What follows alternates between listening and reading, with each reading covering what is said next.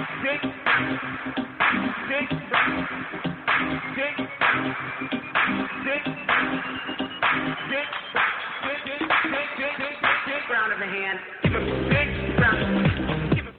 have homes on separate coasts, go dive in Greece with squids.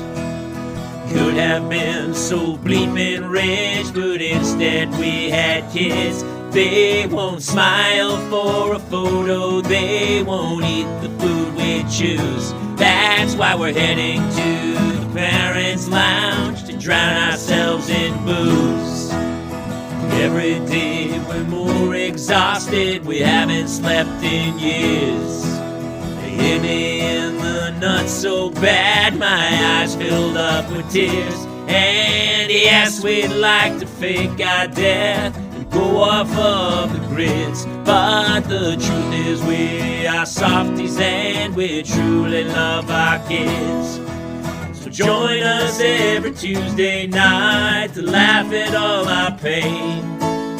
Evening in the Parents' Lounge is the cure to staying sane.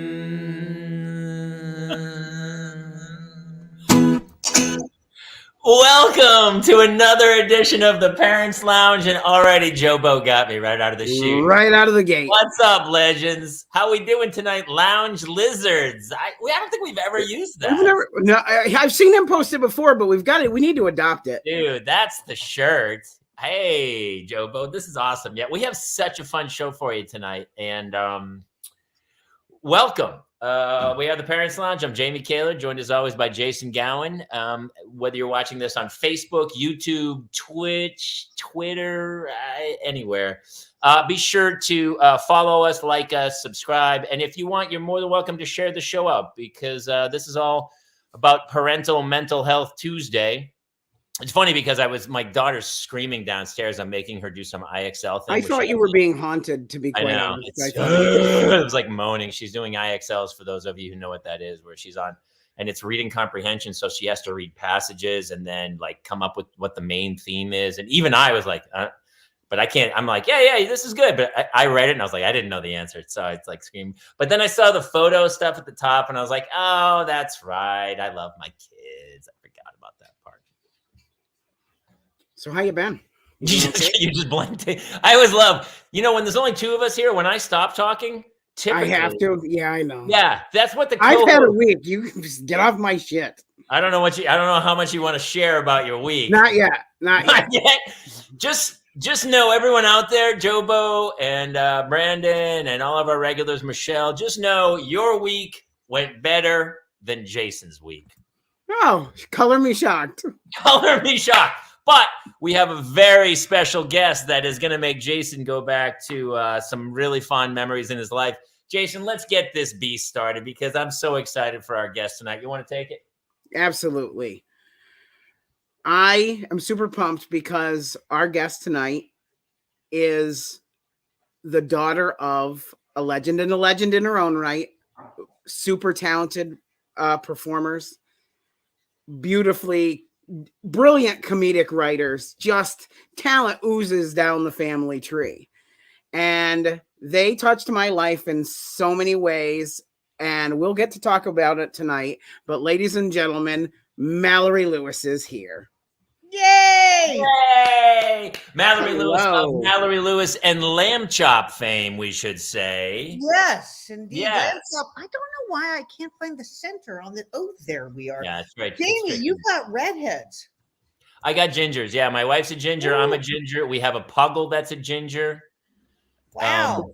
My yeah. mom's a ginger. I'm a fake ginger. So, there's a lot in common. I'm a real ginger, but now people go, hey, like I'll hold the kids and they'll go like, where do they get their hair color? And I go, I'm a redhead. I'm salt and ketchup. That's what I say now. I'm salt and ketchup.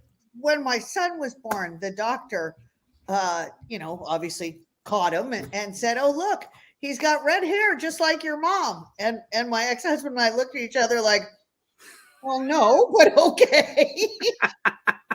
Maybe the dye seeped through your body. Every 3 weeks I have to go and get the roots touched up because for some bizarre reason it grows out of my head brown and white, and I'm like, have been dyeing you for 25 years. How do you not know what color I want you to come out as?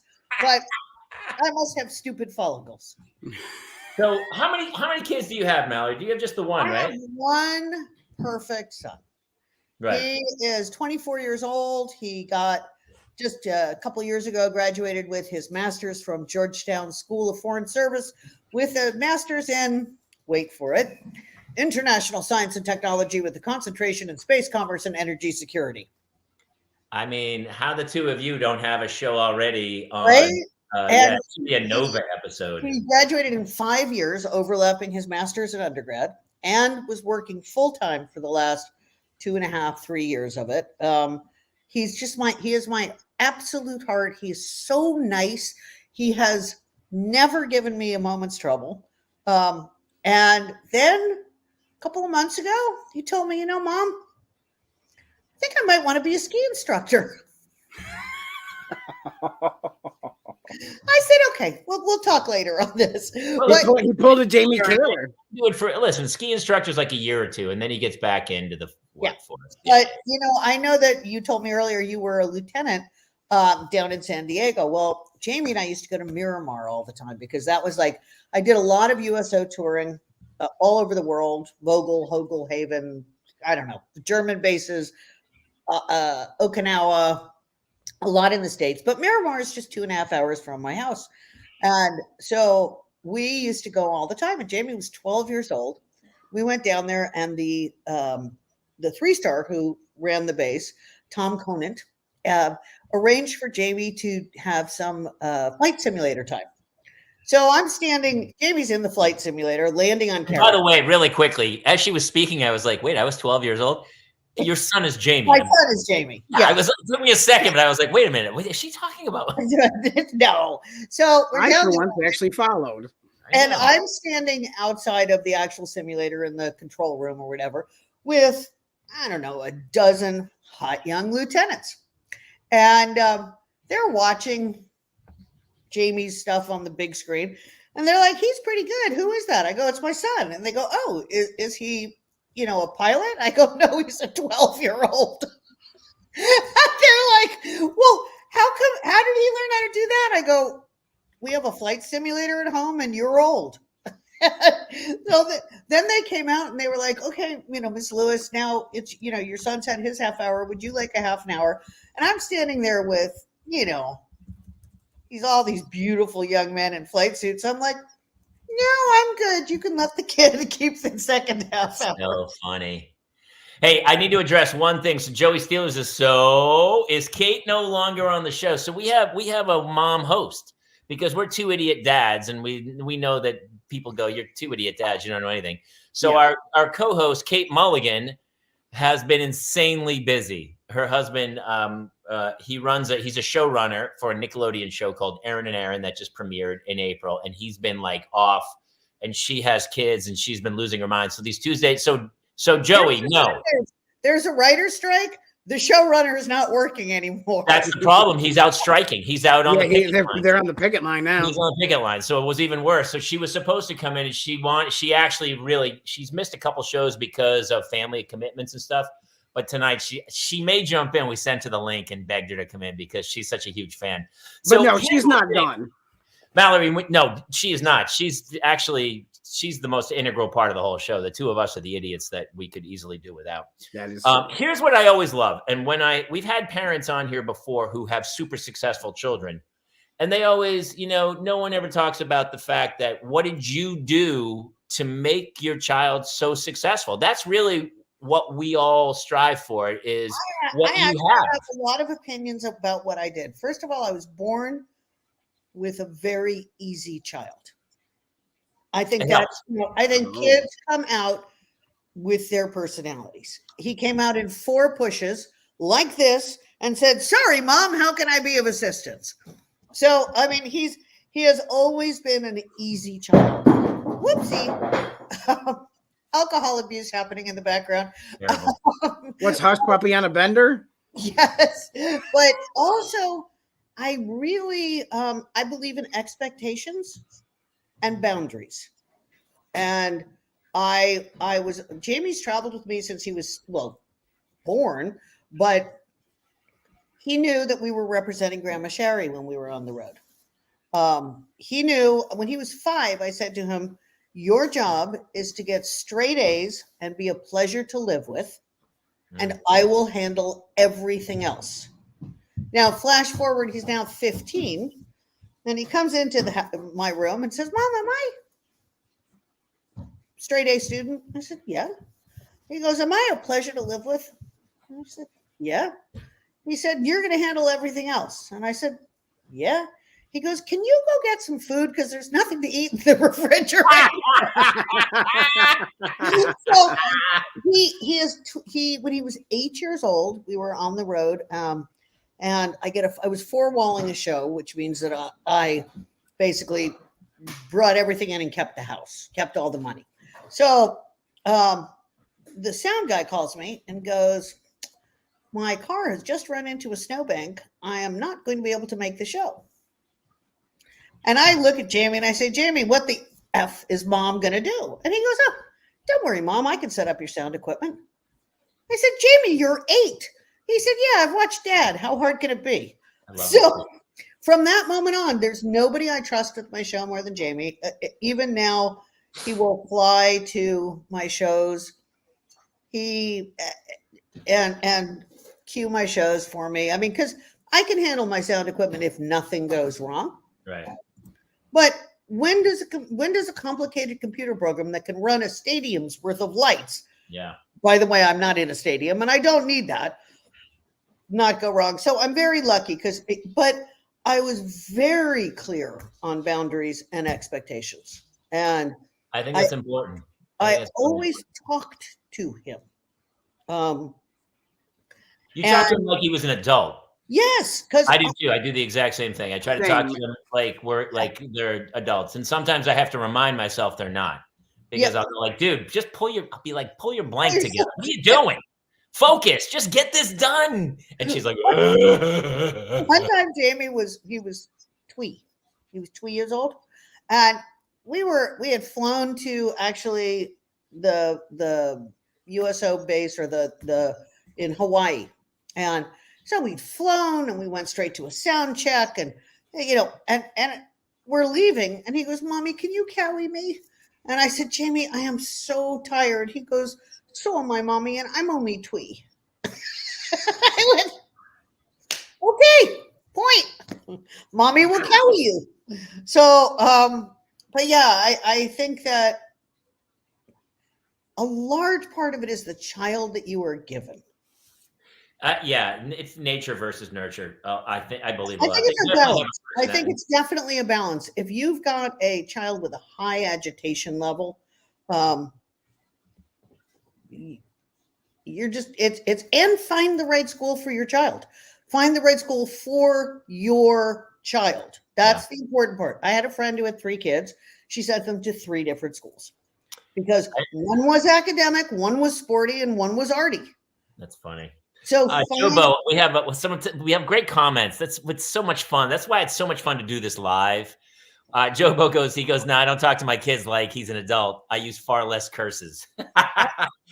So that's my thing lately. I've been like, I used to maybe fly off the handle a little more and swear. And I've really been like, even tonight, I probably would have lost my mind earlier. And tonight I was like, hey, it's going to be okay. I'm trying to not have outbursts. And I'm gonna give credit where credit's due. That's the most tactful I've ever seen you handle those kinds of situations. I put my fist through walls. Like during the pandemic, I homeschooled. So many lambs lost their life. Oh, that sounds horrible. It was pretty. My ex and I were once having a massive fight, and it wasn't like it wasn't like an I hate you fight. It was about a business situation but it was a massive fight. My kid was there, and he was about 5 years old, and we were just, and at the end of it, I go, Jamie, are you okay? And this was in the era of the dollar a swear. He goes, yes, Mommy, you owe me $42. Daddy owes me $7. I love this kid. We might have to have him on. He's just so funny. He's Mallory, I loved you. You mentioned Grandma Sherry, and of course, it's Sherry Lewis. For those of you who some kids might be too young and not know, but icon, comedy, legend, icon. We all grew up at my age range and knew Sherry Lewis and Lamb-Chop. And a lot of times when you're the child of such an iconic figure, it doesn't go great. It goes south. You know, there's a handful. Michael Douglas, there's a few. You know, Charlie Sheen had it, went awry. Like, it's tough to follow. George Bush followed his father into the business. But you, I mean, it's really a tough thing. It just shows maybe how great your mom was raising you. And I wonder how she did it with you to kind of make you more of a normal person in that crazy business. Oh, you're making an assumption that I'm normal. Well, listen, none of us in this business is normal, but no. I just watched the Aaron Carter documentary about my kid into show. My kid wants to be, should my kid be an actor? And I'm like, does your kid have a giant hole in their soul that can only be filled with the adulation of complete strangers? Because if they don't have that, no. I mean, someone asked me the other day, what advice would you give my daughter if she wants to be a ventriloquist? I said, go to college. That's me. They go, how do I become a comic? I go, you don't. Trust me. It's the last thing. And also, either you're funny or you're not. I agree with that too. Yeah, it's not a teachable thing. You can hone it. You can learn the craft, but you either have timing or you don't. Do not. Exactly. Not. Yeah. Exactly. And it's like, I mean, when I do my performing arts center shows, which is basically what I do is tour performing arts centers, and I do a show where half of it is me and Lamb-Chop singing, and I won't say dancing, but moving with style, kind of like Buzz Lightyear, and doing comedy, and the other half is me curating stories about mom and then showing curated videos of mom. And I love to sing. I am not Barbara Streisand, but I'm a really good entertainer. So people I can already see that. I can already see that. Thank you. People have a great time at my shows, and certainly no one goes, oh, that note was off. But you know, it's I like to say that I'm one of the best singers in the world who doesn't move her lips. That's probably true. Arguably the best. Well, here's what's great about Lamb-Chop too, is that here's how great your mom was. Other people had like full body puppets. And she literally was like, no, it's a sock and it's a lamb. And then it was all her. Just destroyed it. Yeah. To go that simple of an idea where you don't really, it doesn't need to be this crazy character. Lamb-Chop's strength is her character is so pure. Yeah. She is I mean, when we wrote for Lamb-Chop was a 6-year-old girl. Hush Puppy is an 8-year-old middle child. Charlie Horse is the 11, 12-year-old older brother. Their characters are as clearly defined as any character in MASH or Friends or any of the great shows. So I always love it when people say, oh, you know, we'll do a PSA and I'll write it for you. And I'm like, why don't you just give me the bullet points? Yeah. Because Lamb-Chop she talks the way Lamb-Chop talks. Like not, you know, she's a 6-year-old. And but a very omniscient, all-knowing, wise. You know, it's the same with she's an old soul. South Park is very similar. Those guys said, look, if we make these guys 3rd graders, we can say whatever we want. Yes. Because they're kids and they have the honesty and the naivete, but also the smart intelligence of this child. And so we just wrapped post-production on Mom's documentary. Mm-hmm. I'm so excited. And I'm so excited. Like we literally wrapped Friday, I think. And one of the interesting things is watching the old clips of Lamb-Chop. Like there's one where she says she's going to run for president of the United States. And Charlie Horse says, oh, you can't do that. You're a girl. Now, this is the 50s. Yeah. Although, don't get me started. And then Lamb-Chop says, you know, we need a woman president. We've had, I don't know, 40 presidents, whatever it was at the time. All of them men, and not one of them can get it right. True. So, yeah. So Mom used Lamb-Chop to say things that she couldn't say. Right. And, Mom, when I watched the old footage of my mom, she was bolder as she got older, as I think we all get because we have no F's left to give. But you know what F dust is? It's when you have no F's left to give and all that's left is dust. But she was very, she talked in a higher voice than she actually had. And because in the 50s, you had to be sweet.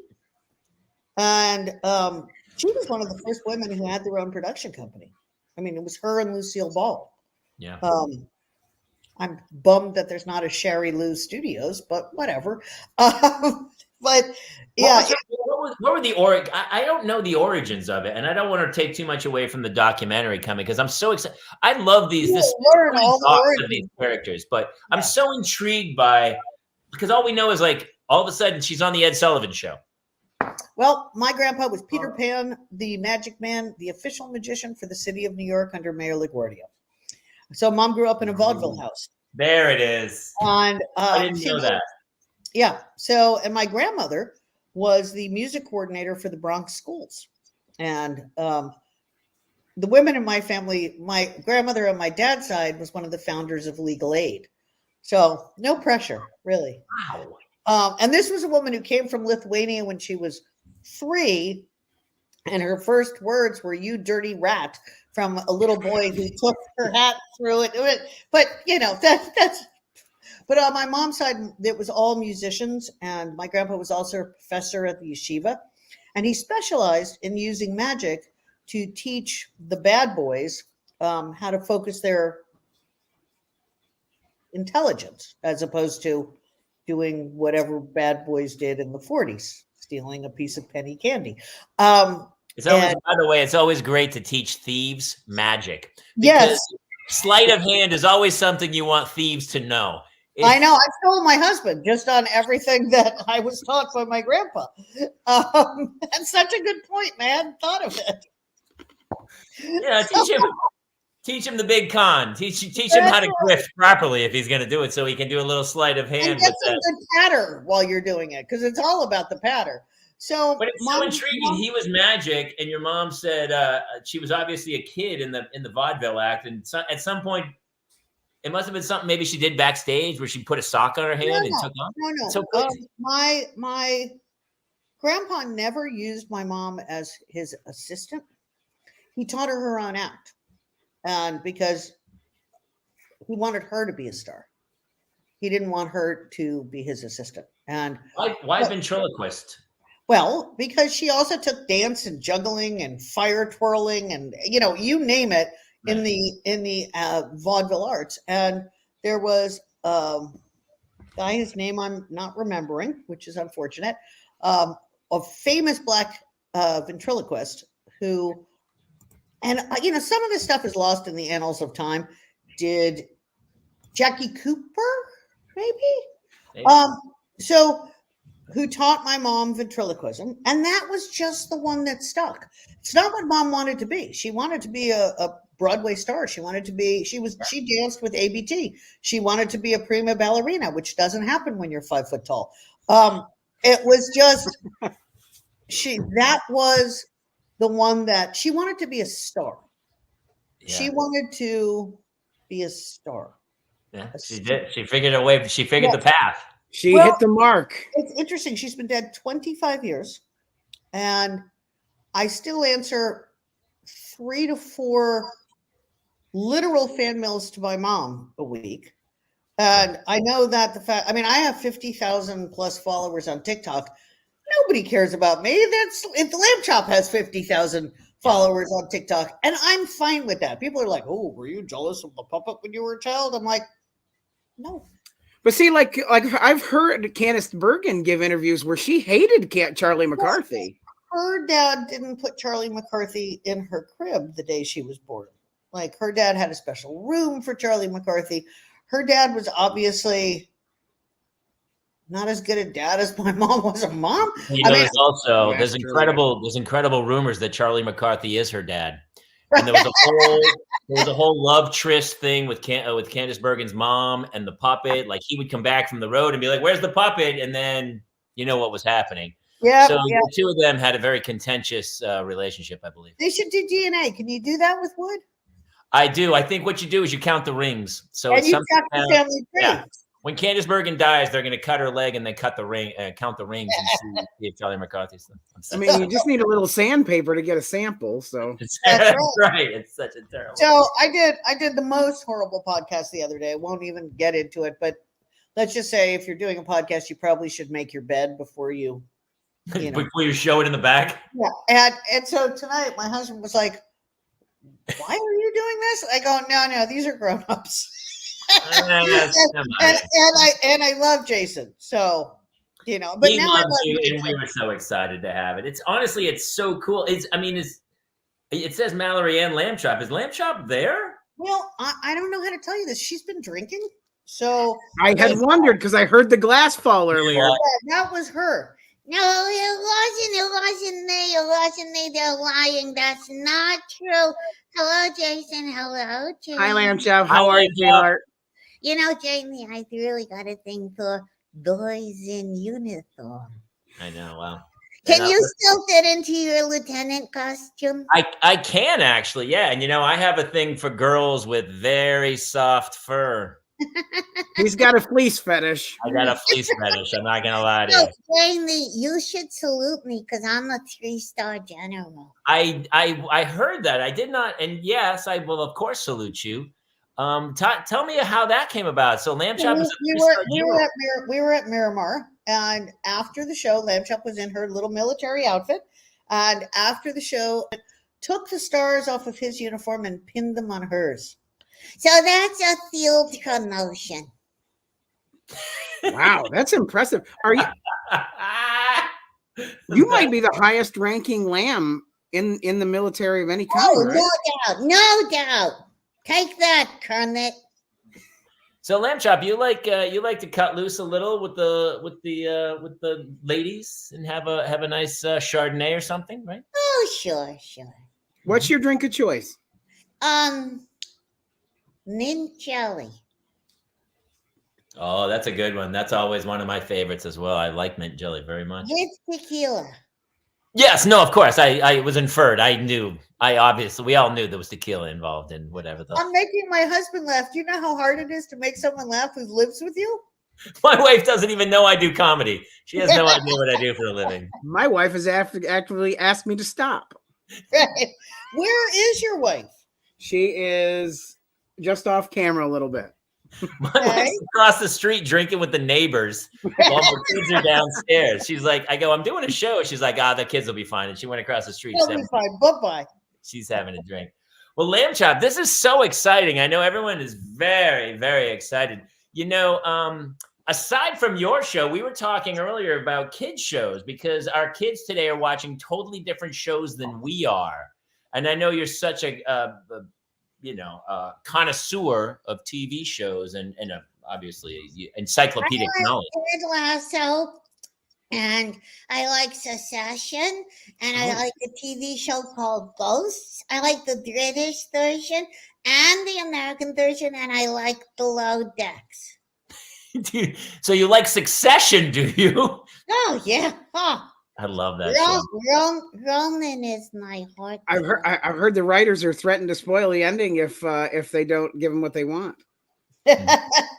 Well, did you guys are you guys Succession fans? Very much so. Yes, I'm up to speed. Oh my God, when Daddy died, and I thought well, it's been on air. Listen, everyone, you got 3 weeks, everybody. I don't know if everyone knows what's happened in Succession. But yeah, come on. But I love the way, he was always in the forefront of any shot that he was in. And then when he died, you never saw you. I agree. It's friggin' brilliant. It was about the family, I thought. And it's funny because I thought it played very naturally how life is, where it's not hands-on. It's very, what just happened? I'm hearing news and it was kind of that way through. Hey, did you hear a telephone call of like something just happened? I loved it. I thought it was Yeah. very accurate. But I'm a big Below Decks fan. What is Below Decks? Oh my God, there's so many. You are so lucky. There's like 4 different versions, 87 million seasons. It's all about behind the scenes in the yachting world. So you interesting. have gorgeous young people behaving badly and drunk rich people behaving badly, and these great captains. And oh no, it's trash. So it's like a real life version of Succession. Yes, basically. Very So nice. yeah, no, but it's just so much fun. There's Captain Sandy, and who's the other captain that I like, honey? Yeah, you do. He says he doesn't, but he does. So it's Deadliest Catch, but it's really Deadliest Catch of an STD. Kind of. That's Right? hysterical. Now go ahead and explain to a 6-year-old lamb what an STD is. STD is a simple transactional digression. And what happens is you would spend time with somebody who's not your main friend. So say you went to camp and you like went canoeing with a friend at camp. And then by the time you got back home to your school and one of your friends was like, hey, do you have a new best friend? And you're like, I don't know what you're talking about. Those photos aren't me. Those have been photoshopped. And also your camp friend's canoe is, well, I'm sorry, Lamb-Chop, go ahead. I said that was AI. That's AI. It's all AI. It's all Chat GPT at this point. Also, your friend from camp's canoe is typically dirtier than your friend from home. So you got your sneakers got dirty in the canoe, and then you came back, and the dirt from your sneakers got on your other friend's sneakers, and then they said, "Hey, you got my sneakers dirty," and you said, "I need to make some phone calls." So when your daughters are a little older, can you please tape the conversation that you have with them and send it to me? Oh, Jamie had the school do it. Well, you know what? Let me ask Mallory, because and Lamb-Chop's here. This Jamie obviously grew up. Was there ever a Facts of Life, and not the TV show? Was there? No, because it was always. I mean, I think that life just needs to be a constant conversation. I mean, when I never sort of. I mean, obviously, I didn't give him the specifics at 3, but I never dumbed it down, you know. Mm-hmm. The problem is now my kids have the internet, and so I was. So did mine. So I was at an assembly for my kid. She's in 4th grade, and one of the other parents was like, "Have you had the talk about certain videos and hubs? There are hubs on the internet where there are certain things." I'm trying to speak very carefully in front of Lamb-Chop to get this across. And they said you need to have the discussion about maybe certain videos that are available on the internet with your 4th grader, because in 5th grade, they're going to see it. And you won't be able to stop it. Some kid's going to show up with a phone and show it to them. I never believed in blocking, putting the child guards on the computer, because quite honestly, we actually tried, and then you couldn't Google trees because they looked like, so it was just like, how about we just talk to our kid and we just say things like, look, there's a lot of stuff out there that we don't feel that you're old enough to interpret properly right now. We obviously cannot stop you. I mean, my kid was on the computer at 6 months old, Sure. playing baby games. He beat me at a video game when he was 2. That was the last time I played a video game. So it's not like your 8-year-old is definitely more technologically savvy than you are. Without question. There's no question about that. It's better to frame things and say, there's some stuff on there that is not appropriate for you because you don't have a frame of context for it. I mean, it is a tough thing, but I believe that kids, when I do my show, I do a lot of double entendre. Now, if you are old enough to understand the double entendre, you are old enough to hear it. But I think that kids, growing up in Southern California, I'm a little politically to the left of AOC. So I was taking Jamie in the car we were going to visit Uncle Chris and Uncle Stormy. Jamie was twee. And his little legs were sticking straight out, on the car seat. So cute. And he goes, Mommy, are Uncle Chris and Uncle Stormy bought us? Okay, this was a teachable moment. So I go, no, Jamie. Most mommies marry daddies and most daddies marry mommies, but some mommies decide they want to marry other mommies and some daddies decide they want to marry other daddies. So Uncle Chris and Uncle Stormy are two daddies, because little kids refer to all men as daddies. Right. Two daddies who decided to get married. And Jamie goes, oh, I just wondered because they have different color hair. It's like, It's simple honesty of children. That's an over explanation, but I really believe that if you just normalize everything, because everything is normal, and people, where's my camera? God damn it! People should just be nice to each other and not toss each other around. And I'll stay out of your genitals, you stay out of mine. Well, and what do you care what other people do, right? Here's what I love about like my childhood was definitely more innocent. And I kind of, everyone goes, okay, boomer, it was better back then. I do think it was better, but I think it was better because it was easier and it was simpler. It was like simpler times. And that's kind of, and everyone who's watching this is definitely having that moment watching Lamb-Chop where we all kind of, it brings you back to your childhood. But I don't really think it was better or simpler. I just think it was hidden. I do think that's true. I do think it was hidden. Yeah, you're right.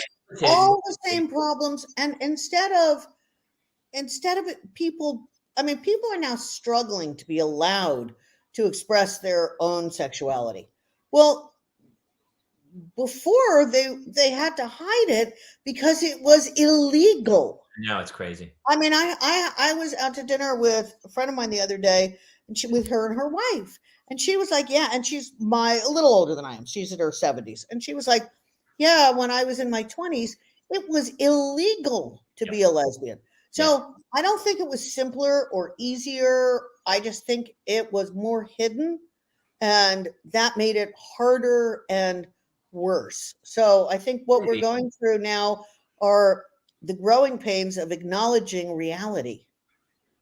I like that. I agree with you very much. So I agree. I do think that we're the test version for this, the new technology that's coming, and it will finally work its bugs out. But it is, it's hard to have an 8-year-old and a 9-year-old now because they have access to. And yes, some of that access is very positive and will help certain people find where they belong in society and where their brethren are. But I do also think that there is, negative aspects that, there's nothing you can do. It's hard to have an 8-year-old and a 9-year-old. So you know what? No truer words have been said, Mallory. But not as hard as it is to have 4-year-old twins. And how old's your big boy, Jason? He's 7. And they all 3 have a penchant for destruction. Yes, I did notice that reviewing your videos. I think the best way to deal with kids these days is to be 100% honest, because if you're not, they will find out, and they will not trust you. Oh, and I have a Jay story to tell you about the newest thing that he did. His little friend from school invited him to go to it was like a vacation Bible school thing. It was like a fun thing. So I was like, sure, go ahead, go. And they were going to have a show and tell. And we never checked the child's bag before he left. Please tell me he didn't pull out a sex toy. He pulled out a sex toy. We received a phone call from the church. I love your son so much. And he and the lady, the pastor says to me, "Hi, Mr. Gowin. I know you don't go to this church or you don't really know me, but we do need to talk that maybe your son might want to come back here a few more times because he brought and my mind, like, I think that he's maybe brought like some sort of weapon and a lightsaber in a way. And she heard the pastor's exact words were, he, I believe, brought your wife's silicone friend from college with him today. As long as he didn't know how to use it. No, he thought it was a lightsaber, and that's what we so- call my husbands. Honey, can I see your lightsaber? That's That's right. funny, Jason. That's Yep. so That's where I'm at. Yeah, you know, I think the only way to handle everything with kids these days is to just really that's the way I did it. Just to discuss things honestly. And you can even say, listen, in our family, we don't think there is anything wrong with XYZ. However, there are a bunch of bigoted monkey butts out. Oh, you can swear. Go ahead. So there, you know, and I make the choice to personally say what I feel. Somebody said to me once, you know, you're affecting you're costing yourself an audience by speaking out against Donald Trump. And I said, fuck Trump. And fuck people who like him. I don't care. Like, I don't want to have anything to do with somebody who is a bigoted, narcissistic, misogynistic, racist. And if you are a supporter of Trump, that's what you are. You can't be like, oh, I'm not anti-Semitic. I just think Hitler's a great guy. That's not the way that works. So, but that's a choice that I've made to say that I believe if I have a platform, my goal is to speak out again. I'm certainly not pandering to How does Lamb-Chop feel about this? I think Donald Trump is a son of the bitch. Fuck him. I don't think Lamb-Chop's supposed I wasn't expecting that. I loved it. I don't know why you weren't. You've met me, Jason. No, I just wasn't expecting the F-bomb from Lamb-Chop, but I'm impressed. Lamb-Chop. The viewpoint I get. Hey, also, Lamb-Chop's been 6 years old for about I've been 6 years 50 old years. since 1957, and there's Yeah. one thing that I know: it's that you're supposed to be nice to people and let people be who they are, and not lie and cheat and steal and rape people and give money to porn. Well, I don't mind giving money to porn stars if it's consensual, but you know, but you're supposed to be a good human being, and you're supposed to try hard to make other people's lives better, not worse. I agree. But I do, everyone listen, Jobo, everybody likes a little sauce on their lamb chops. So I am all for a saucy lamb chop. I think that's fantastic. You know, I'm impressed because, you know, Lamb-Chop has stood the test of time. I mean, she really has stood the test of time.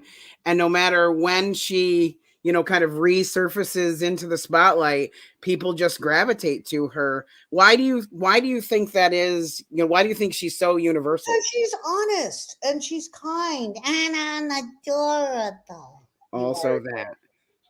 And because it is a very tough world right now. I mean, I think it's probably less tough than it's ever been, but it's tougher because we know more about the bad things that are happening. You know, I mean, things were pretty horrific during World War II. It's just, we got it in newsreels once a week at the movie theater, not bombarding our phone 17 times a day. So, or 17 times a minute, you know, that's one good bowel movement.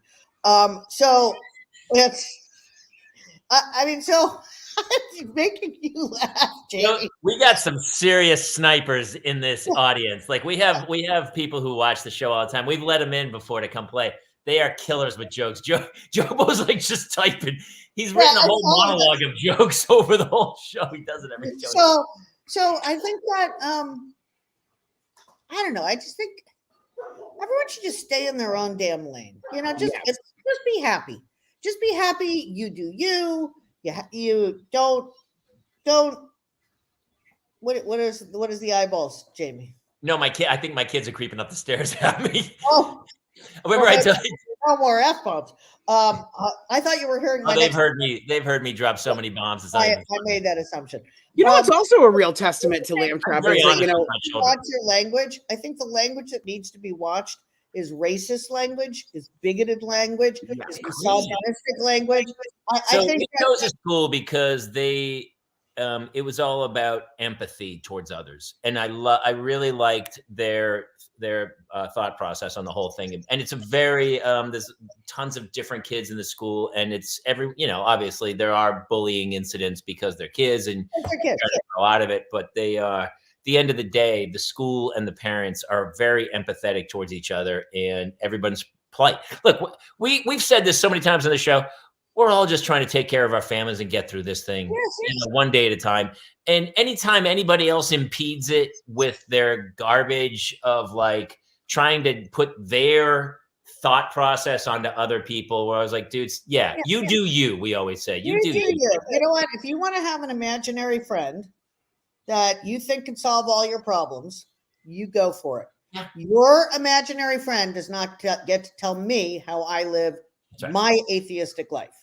You can do whatever you want as long as what you do doesn't affect other people. And it's getting really hard though, because you're so right about like the news stories, stuff out of Texas where the neighbor's doing something and then that goes ballistic, and like that wouldn't be such big national news, but everything now is like pounding, and then 12 hours later we move on to the next one. So it's just this How many shootings have there been since? Oh my gosh, so now, many. 95% of all shooters are male.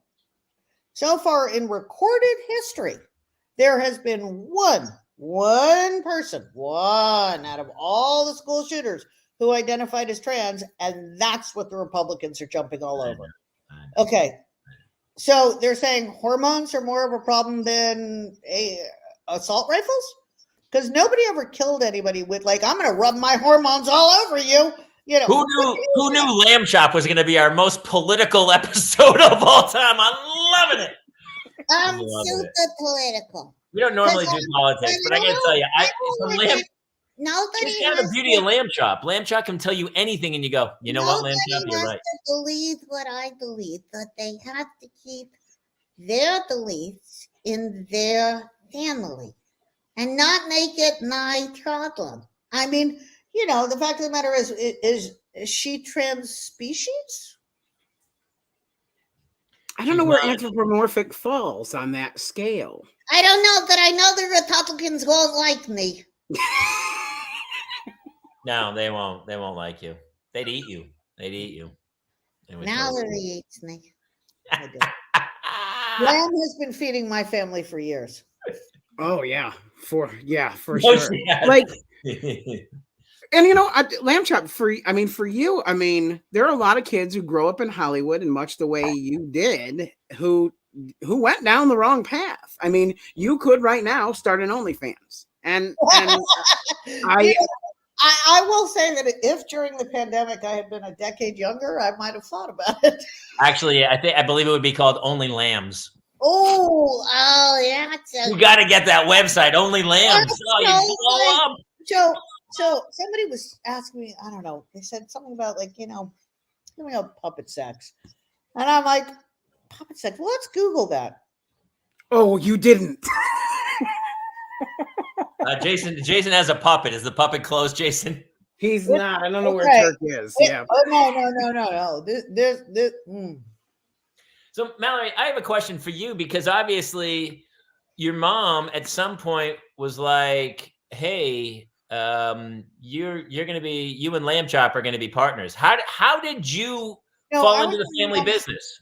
I was my mom's head writer and producing partner for the last decade of her life. I co-wrote a number of her books, and you know, we've always worked together as a family. But how great is that you get to do that with your mom, by the way? How great is that? Friggin' brilliant. But for the last 10 years, we were working together every day professionally. And then when she died, I was pregnant. So I didn't, but I kept getting these letters that people saying, is Lamb-Chop dead too? And I wasn't dead.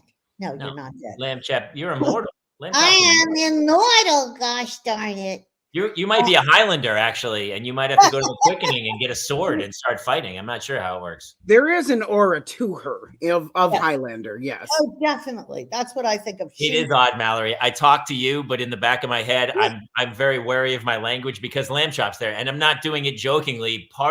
There is something. There's an aura. I am Yeah. Jamie. Yes, ma'am. Jamie. Yes, Lamb-Chop. I'm Lamb-Chop. real. I'm definitely real. There's something about me that's more than her, more than Shari, more than my mink eyelashes. I'm like the Velveteen Rabbit. Very much so. I would agree with that. Very much so. Yeah, iconic figure. Yeah. How I mean- long was it after your mom passed before you, like, what was that process like before? I spent the first year being pregnant and traveling around. Well, not the whole year, obviously. It only took 9 months. Did but she meet Jamie? No, I was 8 weeks pregnant when she died. Yeah. But I spent the first year traveling around accepting posthumous awards for mom. And finally, my ex-husband quite recently pointed out that we couldn't make a living with me doing that. And he said, if you want to do this, you got to do this. Otherwise, you got to go back to producing because, darn it, I can't find the camera on this. So I put Lamb-Chop in a podium at an event I was at and didn't tell anybody. Thank you, Elizabeth. I love my eyelashes too. I use Latisse. Hey, really quick, before you say this, anyone out there, if you guys have questions for Lamb-Chop, please write them Or in. Mallory.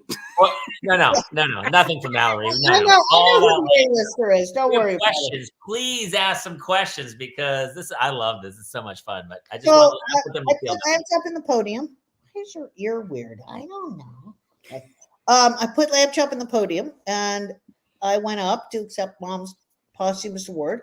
And I pulled Lamb-Chop out and she said, Thank you for this. Shari would be so proud. and everybody clapped. And I went, oh, I like that sound. And so then I just, I started building an act and touring. And Here's as a professional comic who toured for many years, I love how you just threw away, I built an act. I don't think people understand how hard that is. you start Especially with what you're writing, what you're doing. Then you go to 5, Yep. then you go to 7. Yep. Then I never had any trouble doing Lamb-Chop, or I had to learn things like, find the opening to the curtain before they call your name. That's fun. Make sure your mic is on. And if there's a cell phone ringing, don't give the audience dirty looks. Make sure it's not in your pocket. But I never had any, but I had to learn the material and write the material. And people will often say to me, oh my gosh, your material is so much more contemporary than your mom's. And I'm like, she's been dead 25 years. I wrote for her then. I write for her now. I mean, it would have been the same, but it's through your eyes and your voice now. So it does have a more contemporary because I can already, I was my mom's head writer. So but you wrote for her and now maybe you're writing more in your own tone. I definitely am a little bolder because there we go. It's good that I figured that out 5 minutes before we're done. I definitely am a little bolder, but it's a bolder time. I agree. It's a bolder time. So if any of your fans want to follow me on TikTok, I'm at your fave FAV Lamb-Chop. And that's my favorite medium. I feel like Twitter is for angry people. Facebook is for old people. Instagram is for young and beautiful people. And TikTok is for people who are funny. Nobody's ever put that better. That is absolutely the best description of all the social medias. Listen, I don't want to hold you up. We had so much. Will you please come back again? Yes, because I would love you. Jamie, do you live here or do you live near Jason? I'm in LA. Yeah, I'm in Studio City. Awesome. Okay, Jason, will you hook us Absolutely. up? Because I would love to see your happy face in person. You are the bomb. Honestly, Mallory. It was, and Lamb-Chop especially. He's just a little tiny explosion, but on the top. So Mallory, this is what's great about this show for us. It's Parental Mental Health Tuesday. And so every week we're kind of like, I can't believe I have to do the show. I go to do the show. We kind of get it. I'm like, I'm screaming with my kids. I go to do the show. Sober until 7 o'clock. I know. I get Oh, that. you really didn't. Well, But then once I do the show and I meet such wonderful guests, especially tonight. It was so heartwarming. And I know for Jason's been all week, he's been talking about like Lamb-Chop's coming to Mallory. Well, that Lamb-Chop's player long quite literally saved my life. Like Okay, it literally was. Wait, let's sing it out. This Okay. is the song that doesn't end. yes, it goes on and on, my friend. Some people Some people started singing it, not knowing what it was, and they'll continue singing it forever just because the song that doesn't end. This is the greatest day. We're ending on that song. Listen, everybody go watch Mallory on TikTok. We'll link everybody. Mallory, plug the book real quick.